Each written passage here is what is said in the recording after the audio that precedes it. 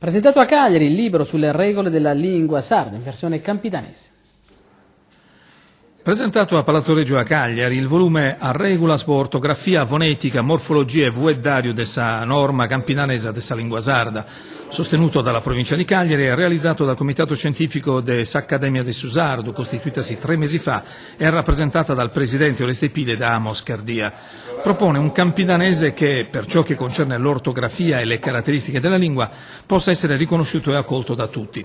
Infatti il campidanese proposto dalle A Regulas è quello comune, usato in poesia soprattutto dai cantadoris e corrispondente pressappoco alla varietà meridionale che si estende da Cagliari e l'immediato Interland lungo le 2 fasce costiere.